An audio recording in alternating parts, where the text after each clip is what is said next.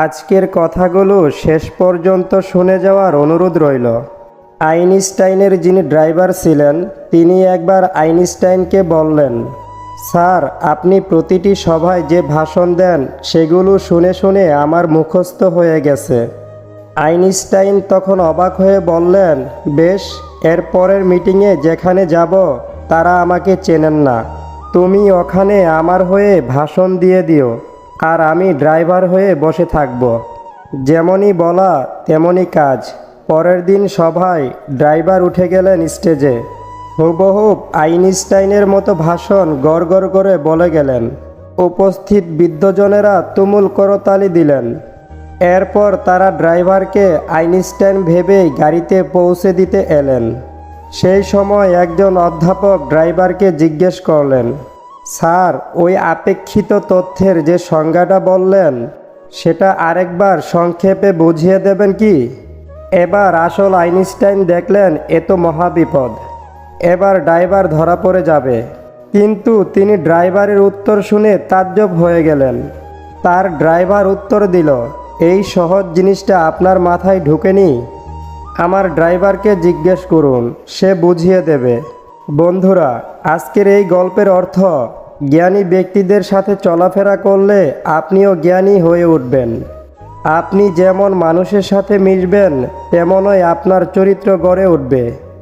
এজন্যই তো বলা হয়, সৎসঙ্গে স্বর্গবাস, অসৎসঙ্গে সর্বনাশ। মানুষ কথা বলে মুখে আর ব্যথা লাগে বুকে। কি অদ্ভুত ব্যাপার, তাই না? যদি হঠাৎ করে কেউ তোমার সাথে কথা বলা বন্ধ করে দেয়, তাহলে জেনে রেখো, হয় তোমার কোনো কথা তার মনে লেগেছে, নয়তো তার মন অন্য কোথাও লেগেছে। তার স্বাদ ছেড়ো না, যার সময় খারাপ যাচ্ছে। তার স্বাদ ছাড়ো, যার মন মানসিকতা খারাপ আছে। হাসি দিয়ে যেমন অনেক কিছু প্রকাশ করা যায়, তেমন অনেক কিছু লুকানোও যায়। কে কেমন মানুষ সেটা কারো গায়ে লেখা থাকে না, লেখা থাকে তার চরিত্রে এবং ব্যবহারে। বড় বড় নাম করা সব স্কুলের ছেলেমেয়েরা বিদ্যা লাভের থেকে অহংকার লাভ বেশি করে।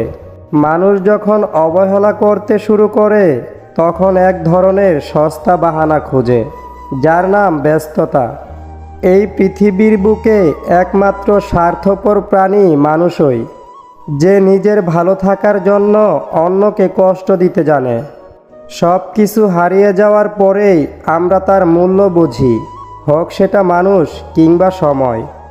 কাউকে এতটা আঘাত করো না যতটা আঘাত করলে নিজের ভুল বুঝার পর ফিরে আসার পথটা বন্ধ হয়ে যায়। যা পেয়েছো তা সহজে হারিও না, আর যা হারিয়েছো তা ফিরে পেতে চেও না। যা পাওনি ভেবে নিও তা কখনোই তোমার ছিল না। এই পৃথিবীতে সবচেয়ে কঠিন কাজ হচ্ছে মুখোশধারী মানুষকে চিনতে পারা। বাবা নামক বটবৃক্ষের ছায়া যার জীবনে নেই, তার সব কিছু থেকেও জীবন অসম্পূর্ণ। কখনো নিজেকে অতিরিক্ত প্রকাশ করা ঠিক না। যখন তুমি নিজেকে অতিরিক্ত প্রকাশ করবে তখন তুমি সস্তা হয়ে যাবে। সবাই ভালো ব্যবহারের যোগ্য হয় না। মাঝে মাঝে যে যেমন তার সাথে তেমনই ব্যবহার করা উচিত। এটা কোনো অসভ্যতা নয়, এটা প্রয়োজনীয়তা। আমি অনেকের কাছে খুব প্রিয়, কিন্তু যখন তাদের প্রয়োজন পড়ে ঠিক তখন। ফুল সবাই ভালোবাসে, কিন্তু ফুলের মতো পবিত্রতা সবার মাঝে থাকে না। আমি গিরগিটি দেখিনি, তবে গিরগিটি থেকেও দ্রুত রং বদলানো মানুষ দেখেছি। এই পৃথিবীতে এমন কিছু মানুষ আছে যাদের পুরো জীবনটাই কেটে যাচ্ছে ভুল মানুষের সাথে। নিজের স্বার্থে বদলে গিয়ে পরিস্থিতিকে দায়ী করো না। থেকে যাওয়ার ইচ্ছা থাকলে শত কঠিন পরিস্থিতি উপেক্ষা করেও থেকে যাওয়া যায়। শুধুমাত্র লোকে কি বলবে এই কথা ভেবে আমরা প্রতিনিয়ত নিজেদের কত ইচ্ছাকেই না হত্যা করি। সেই সব মানুষকে সম্মান করো। তোমার মন খারাপ হবে জেনেও যারা সত্য কথা বলে। চোখের জলটাকে সহজেই মুছে ফেলা যায়, কিন্তু চোখ থেকে জল পড়ার কারণটা কখনো মুছে ফেলা যায় না। পান্তা ভাতের প্রশংসা তো সবাই করে, কিন্তু পছন্দ করে বিরিয়ানি। ঠিক তেমনি কালো ছেলে মেয়েদের প্রশংসা সবাই করে, বাস্তবে পছন্দ করে সাদা চামড়া। কিছু ভালো লাগা দূর থেকে সুন্দর, কিছু ভালোবাসা আড়ালেই সুন্দর। এই দুনিয়া একটা জিনিস শিখিয়ে দিয়েছে, ভালোবাসা হোক বা বন্ধুত্ব, কোনোটাতেই আশা রাখতে নেই।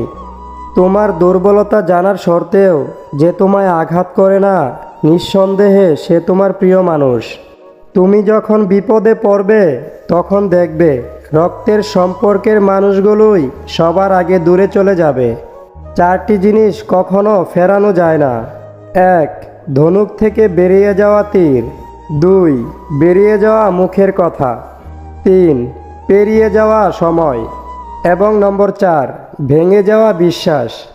আজ থেকেই বাদ দাও সেই চিন্তা যা তোমার মনে ক্ষত বাড়ায়। যেখানে তোমার মন ভালো থাকে, মনকে পাঠাও সেই ঠিকানায়। অভিমান করতে হলে অধিকার প্রয়োজন। যেখানে অধিকারের জায়গাটা শূন্য, সেখানে অভিমান মূল্যহীন। কষ্ট হচ্ছে এমন একটা জিনিস যা শুধু নিজেকেই বহন করতে হয়, এর ভাগিদার কেউ হতে চায় না। দক্ষতা তৈরি হয় অভিজ্ঞতা থেকে, আর অভিজ্ঞতা আসে ব্যর্থতা থেকে। তাই ব্যর্থতা খারাপ কিছু নয়, এটা সাফল্যের প্রথম ধাপ। কারো ব্যবহার দেখে, টাকা দেখে কাউকে সম্মান করা উচিত নয়, তার মর্মতা দেখে করা উচিত।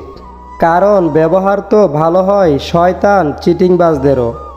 সৎ এবং মহৎ লোকদের সমালোচনা করা খুবই সহজ, কিন্তু তাদের মতো হওয়াটা অনেক কঠিন। ভালোবাসা আর মৃত্যু দুটোই নিমন্ত্রণবিহীন অতিথি। একজন এসে নিয়ে যায় মন, আর একজন এসে নিয়ে যায় জীবন। যেদিন তুমি বুঝতে পারবে 10 টাকা ইনকাম করতে কতটা কষ্ট হয়, সেদিন থেকে কারো বাবার পেশা নিয়ে হাসাহাসি করবে না। তুমি তোমার খাবারটিকে ঔষধ হিসাবে পরিমাণ মতোই খাও, না হলে তোমার বাকি জীবনটা ঔষধকে খাবার হিসাবে খেতে হবে। তুমি যতই মূল্যবান হও না কেন, যদি তুমি ভুল জায়গায় থাকো তাহলে তুমি মূল্যহীন। যে কাঁদিয়ে মানিয়ে নেয় সে হলো বাবা, যে কাঁদিয়ে নিজেই কেঁদে ফেলে সে হলো মা। পৃথিবীতে সবার ভালোবাসা ফুরিয়ে গেলেও বাবা মায়ের ভালোবাসা কখনো ফুরাবার নয়। ফুলকে যেমন নাকের কাছে নিয়ে শুকতে হয়, আর পচা জিনিসের দুর্গন্ধ এমনিতেই নাকে আসে, তেমনিভাবে যোগ্য লোককে ডেকে কাছে নিতে হয়। অযোগ্যতা আপনা আপনি আপনার কাছে এসে তেল দিতে চায়। 1 কেজি সোনার মূল্য 50 লক্ষ টাকা, 1 কেজি সাপের বিষের মূল্য 4 কোটি টাকা। আসল কথা হলো, এই সমাজে ভালো মানুষের চেয়ে বিষাক্ত মানুষের দাম অনেক বেশি। 1 টাকার কয়েন যেমন মাটিতে পড়লে শব্দ হয়, কিন্তু 1000 টাকার নোট পড়লে কোনো শব্দ হয় না। একইভাবে জ্ঞানী ব্যক্তি লোকজনের সাথে তর্ক করে না, কিন্তু মূর্খ ব্যক্তি সারাক্ষণ তর্ক করবেই।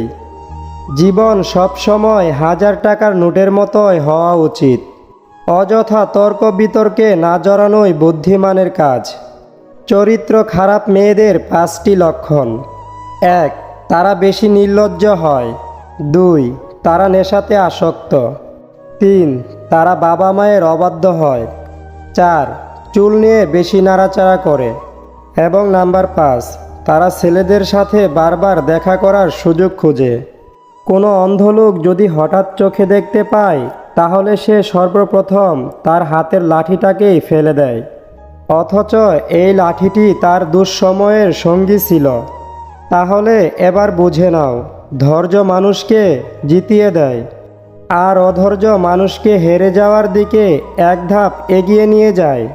মানুষকে তুমি যত বড়ই উপকার করো না কেন, পরবর্তীতে তোমার সামান্য ভুল হলে সেই উপকারের কথা বিন্দু মাত্র মনে রাখবে না।